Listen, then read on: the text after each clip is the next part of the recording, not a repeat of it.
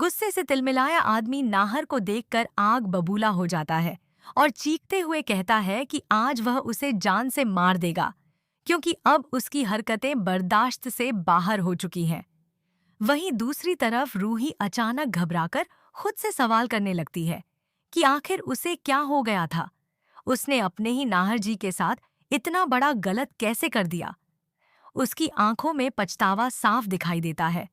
तभी वह शख्स नकली नाहर का गला पकड़कर चिल्लाता है कि उसने उसकी रूही के साथ आखिर क्या किया है और आज वह उसे जिंदा नहीं छोड़ेगा। माहौल पूरी तरह हिंसा और गुस्से से भर जाता है। तभी रूही बीच में आकर उन्हें रोकने की कोशिश करती है और घबराकर पूछती है कि वह कौन है जो उसके नाहर जी को मार रहा है। लेकिन सामने वाला आदमी रूही से कहता है कि आज वह इस इंसान का अंत करके रहेगा। रूही पूरी मजबूती से उसके सामने खड़ी हो जाती है और कहती है कि वह किसी को भी अपने नाहर जी को नुकसान नहीं पहुंचाने देगी। उसकी आंखों में डर भी है और अपने प्यार को बचाने की जिद भी। रूही की बात सुनकर वह आदमी कुछ पल के लिए ठहर जाता है, लेकिन उसकी आंखों में जलता गुस्सा अब भी शांत नहीं होता।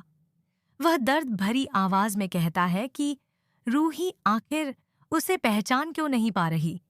क्या सच में उसने अपने असली नाहर को भूल दिया है? यह सुनते ही रूही के दिल में अजीब सी बेचैनी होने लगती है। उसके दिमाग में बीती बातें तेजी से घूमने लगती हैं और उसे महसूस होता है कि कहीं न कहीं बहुत बड़ा खेल खेला गया है। दूसरी तरफ नकली नाहर चालाकी से रूही को अपने करीब खींचने की कोशिश करता है और उसे समझाने लगता है कि सामने खड़ा आदमी पागल है और सिर्फ उन्हें अलग करना चाहता है। लेकिन इस बार रूही के दिल में शक पैदा हो चुका होता है। वह दोनों की तरफ देखती है और समझ नहीं पाती कि आखिर सच कौन बोल रहा है। तभी अचानक असली नाहर गुस्से और दर्द से भरी आवाज में रूही को उनके पुराने वादों और उन खास पलों की याद दिलाता है जो सिर्फ वही दोनों जानते थे। यह सुनते ही रूही की आंखें फैल जाती हैं, क्योंकि ये बातें ऐसी थीं जिन्हें कोई तीसरा इंसान कभी जान ही नहीं सकता था। अब रूही का दिल तेजी से धड़कने लगता है और नकली नाहर के चेहरे पर पहली बार डर साफ नजर आने लगता है। नकली नाहर की घबराहट अब उसके चेहरे पर साफ दिखाई देने लगती है। वह बार बार बातों को घुमाकर रूही का ध्यान भटकाने की कोशिश करता है, लेकिन रूही की आंखों में अब सच जानने की बेचैनी बढ़ चुकी होती है। असली नाहर धीरे धीरे रूही के करीब आता है और कांपती आवाज में कहता है कि अगर वह सच में उसे अपना नाहर मानती है तो उसकी आंखों में देखकर बताए कि क्या उसका दिल उसे नहीं पहचान रहा। यह सुनते ही रूही पूरी तरह टूटने लगती है। उसके दिमाग में पुराने पल, मंदिर की कस्में और नाहर के साथ बिताए हुए वो खास लम्हे बिजली की तरह चमकने लगते हैं। अचानक उसकी आंखों से आंसू बहने लगते हैं और वह अपना सिर पकड़कर जमीन पर बैठ जाती है। उधर नकली नाहर समझ जाता है कि अब उसका झूठ ज्यादा देर तक नहीं टिकेगा। वह गुस्से में असली नाहर पर हमला करने के लिए आगे बढ़ता है, लेकिन इस बार रूही खुद बीच में आ जाती है। वह जोर से चिल्लाकर कहती है कि अब कोई भी उसके नाहर जी को हाथ नहीं लगाएगा। उसकी आवाज में पहली बार भरोसा और अपनापन साफ सुनाई देता है। यह सुनकर असली नाहर की आंखें नम हो जाती हैं, जबकि नकली नाहर बुरी तरह बौखला उठता है। गुस्से में वह रूही को पकड़ने की कोशिश करता है, लेकिन तभी रूही उसे जोरदार धक्का दे देती है।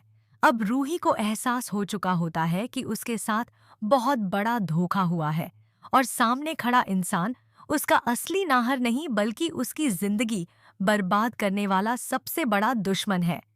रूही के धक्का देते ही नकली नाहर लड़खड़ाकर पीछे गिर जाता है और उसकी आंखों में छिपा असली चेहरा अब बाहर आने लगता है। वह गुस्से से पागल होकर चिल्लाता है कि अगर रूही उसकी नहीं हो सकती तो वह किसी और की भी नहीं होने देगा। उसकी यह बात सुनते ही असली नाहर का खून खौल उठता है। वह तुरंत रूही को अपने पीछे कर देता है और नकली नाहर को चेतावनी देता है कि अब उसका खेल खत्म हो चुका है। लेकिन नकली नाहर हार मानने वालों में से नहीं होता। वह अचानक पास पड़ी लोहे की रॉड उठाकर असली नाहर पर हमला कर देता है। रूही डर से चीख पड़ती है और असली नाहर को बचाने के लिए दौड़ पड़ती है।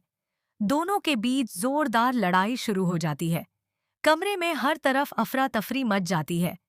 असली नाहर पूरी ताकत से उसका मुकाबला करता है, क्योंकि अब बात सिर्फ अपनी नहीं बल्कि रूही की जिंदगी की भी होती है।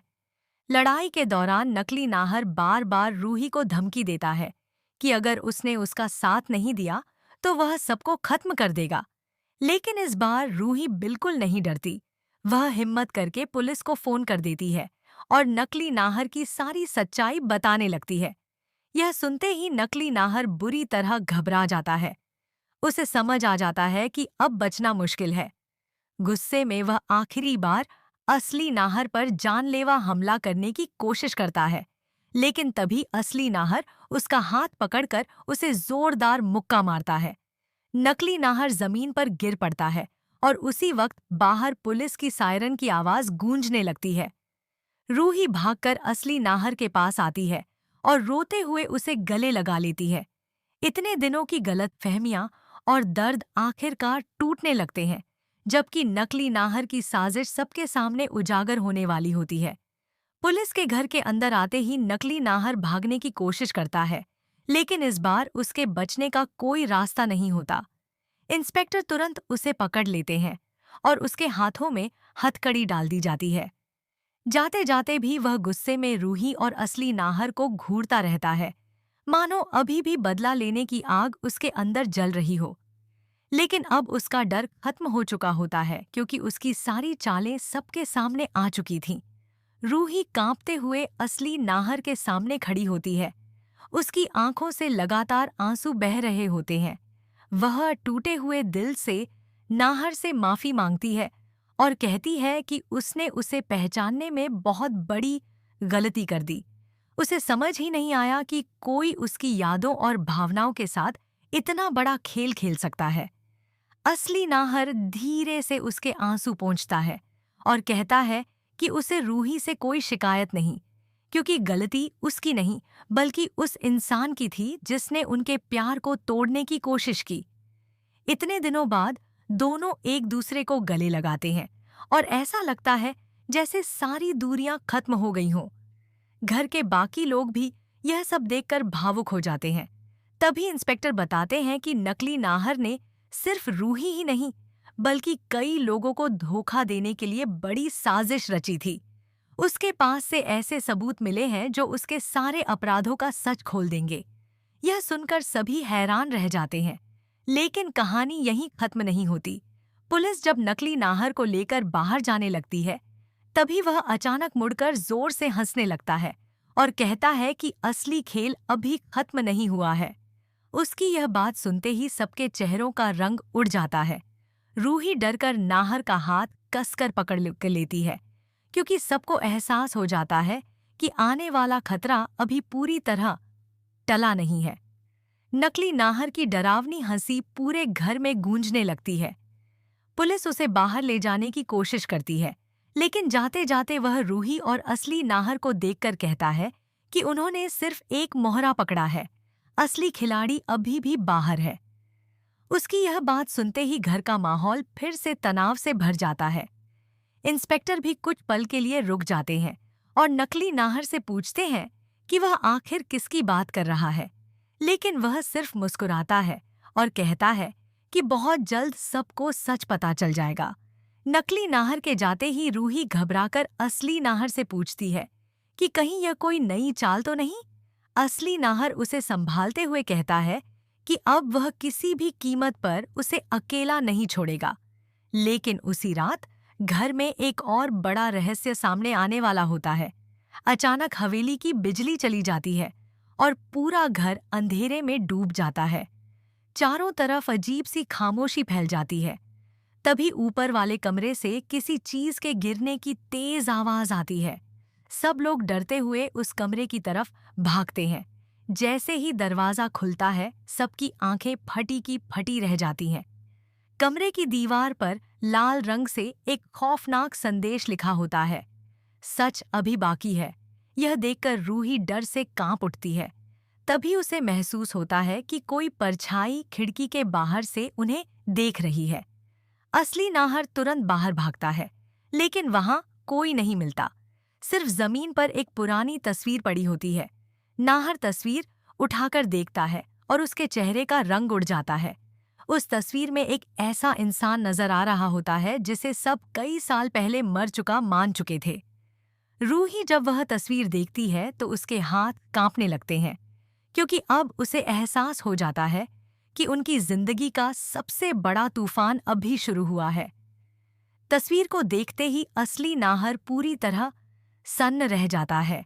उसकी सांसें तेज हो जाती हैं और वह धीमी आवाज में उस इंसान का नाम लेता है, जिसे सुनकर वहां मौजूद हर व्यक्ति के पैरों तले जमीन खिसक जाती है। वह नाम था युवराज। वही युवराज जिसे सालों पहले एक हादसे में मरा हुआ मान लिया गया था। रूही की आंखों में डर साफ दिखाई देने लगता है, क्योंकि उसे याद आता है कि नकली नाहर भी बार बार किसी बड़े खिलाड़ी की बात कर रहा था। अब सबको समझ आने लगता है कि यह पूरी साजिश शायद शुरुआत से ही युवराज चला रहा था। तभी अचानक हवेली के बाहर तेज आंधी चलने लगती है और खिड़कियां जोर जोर से हिलने लगती हैं। माहौल इतना डरावना हो जाता है कि घर के सभी लोग घबरा जाते हैं। असली नाहर तुरंत सबको नीचे हॉल में इकट्ठा होने के लिए कहता है, लेकिन तभी रूही को याद आता है कि उसकी दादी माँ अभी ऊपर वाले कमरे में अकेली हैं। वह बिना कुछ सोचे तेजी से सीढ़ियों की तरफ दौड़ पड़ती है। नाहर उसे रोकने की कोशिश करता है, लेकिन रूही